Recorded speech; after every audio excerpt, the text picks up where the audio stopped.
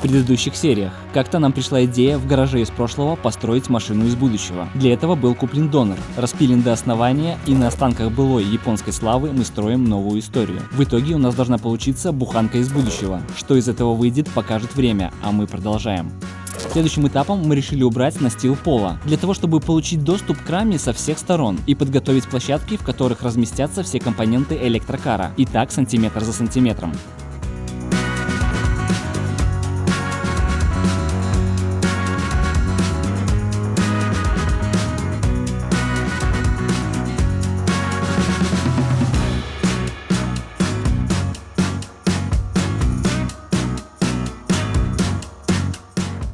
Спустя 2 дня работы мы подобрались к моторному отсеку, а поскольку мы планируем строить электричку, ДВС надо демонтировать. И тут снова забытые вещи предыдущего хозяина. Не знаю, правильно ли мы поступили, поскольку этот чип-тюнинг уверял, что мы потеряем не менее 100 сил к мощности, но мы все же настояли на своем и отправили его к предыдущему хозяину, и спокойно принялись за демонтаж.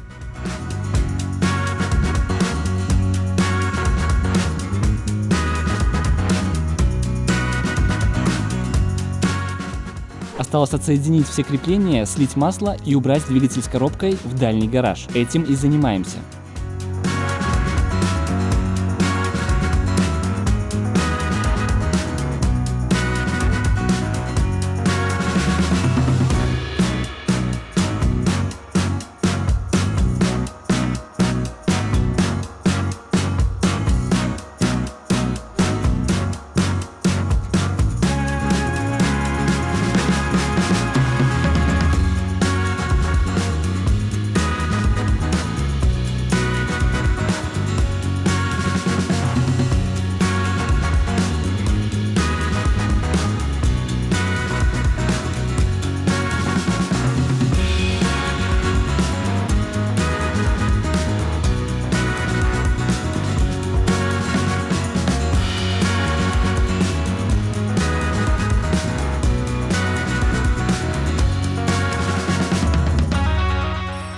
Работа шла своим чередом, как вдруг неожиданный звонок от подписчика.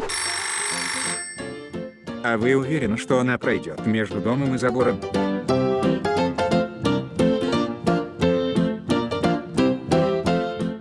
Разобравшись с межзаборным пространством, двигаемся дальше. Занимаемся рамками дверей. Поскольку у нас уже есть готовый дверной проем, решили не придумывать велосипед и отталкиваться от него. При помощи ленточки делаем множество надпилов в местах, где будет гнуться профиль, и отправляемся к кузову.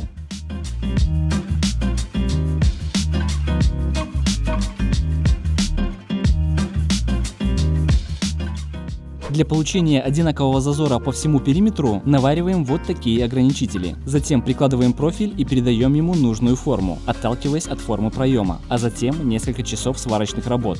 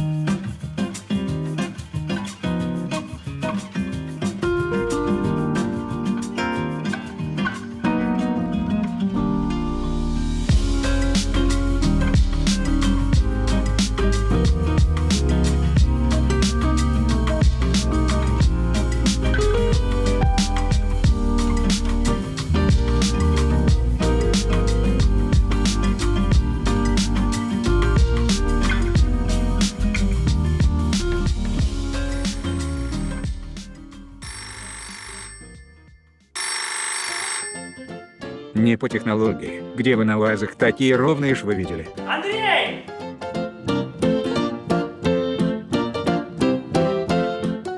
В итоге Андрей вынес урок и продолжил уже, учитывая предыдущие ошибки. Как вы помните, боковые стойки у нас немного выгнуты для придания объема и более правильной формы. Так вот, дверь должна точно повторять этот же профиль, поэтому примыкающую сторону также надпилили и придали аналогичную форму, что вы и видите на экране.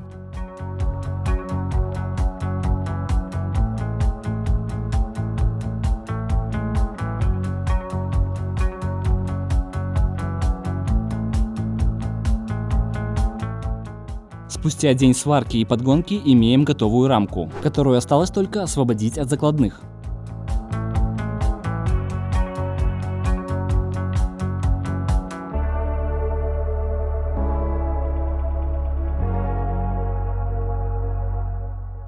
Следующим этапом мы решили заняться дверными петлями. Для того, чтобы понять, как вообще они будут открываться, временно прихватили на дверные петли. Еще раз повторюсь, что это временный вариант, только для того, чтобы рамка стояла на своем месте и открывалась. А мы спокойно могли разработать нормальную систему. И тут я вам скажу очень много сложностей. Все стандартные решения не подходят. Мы уже попробовали. Ни ламбо-двери, ни классические внешние петли нас тоже не устраивают, поскольку сильно портят внешний вид. На данный момент видим выход только вот в такой системе, которая ставится в автобусах. Возможно, у кого-то есть опыт или мысли по этому поводу. Пишите в комментах или с конкретными предложениями на почту. Спасибо.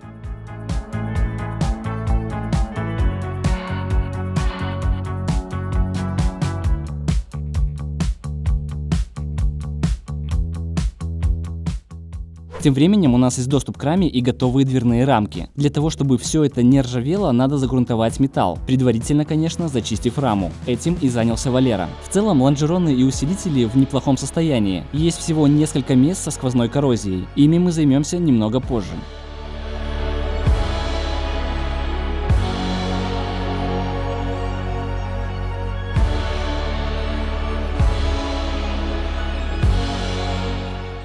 Тем временем телефон молчал, а у вас появлялось все больше вопросов, где же мы взяли такой старый аппарат для связи с подписчиками. Конечно же, такие вещи покупаются исключительно на сайте Виолити. Ведь Виолити является сайтом для покупок и продаж антикварных предметов, произведений искусства, ценных и редких вещей, а также других предметов коллекционирования. Виолити — это культурное наследие всего самого лучшего, что придумало человечество и сумело сохранить. Итак, в двух словах, что вас тут ждет? Во-первых, на сайте предоставлен огромный выбор предметов по сравнению с аналогичными ресурсами. Это дает возможность азартно поторговаться или просто приобрести практически все, что угодно в любой момент времени. Во-вторых, удобная и продуманная структура разделов и подразделов позволяет тратить минимальное количество времени на поиск того, что вас интересует. В-третьих, на сайте вы также сможете определить предмет, который вы хотите продать, благодаря лучшим консультантам Виолити. Все сделки на Виолити максимально безопасные, так как при оплате предметов покупатель руководствуется правилами оплаты с учетом рейтингов контрагентов. Мне нравится Виолити. Это авторитет, надежность,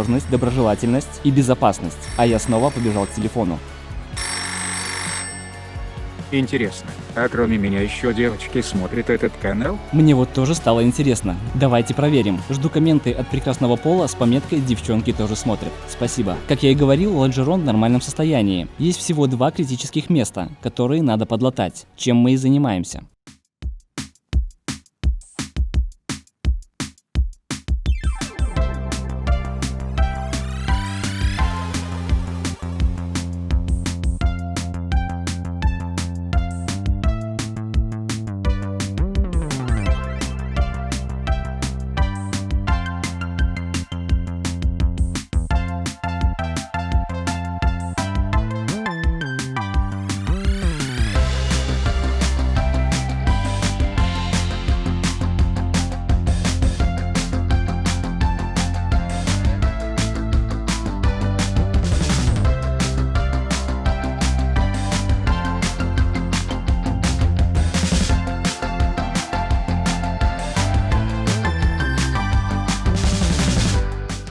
Когда все зашлифовано и залатано, переходим к грунтовке. Предварительно, конечно, хорошенько обезжирив всю поверхность.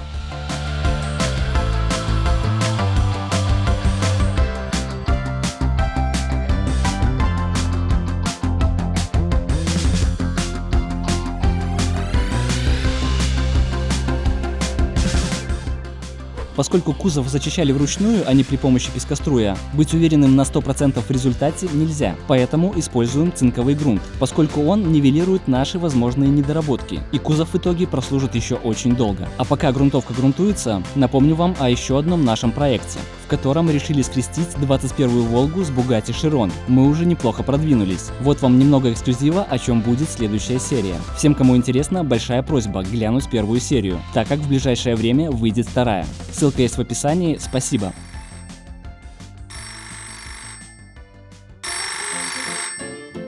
Пропорции надо менять.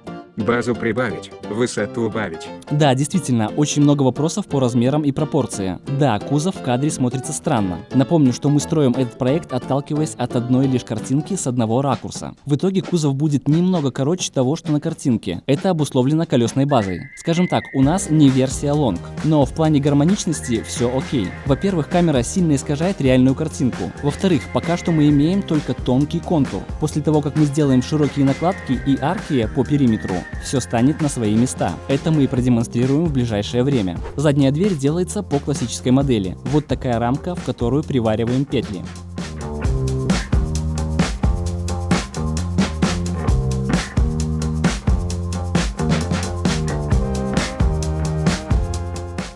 Конечно же, двери должны прилегать к уплотнительной резинке. Для этого в дверной проем привариваем вот такое ребро, на которое отлично садится уплотнительная резинка. И в итоге мы имеем вот такой результат. Спасибо за просмотр и добра, топора!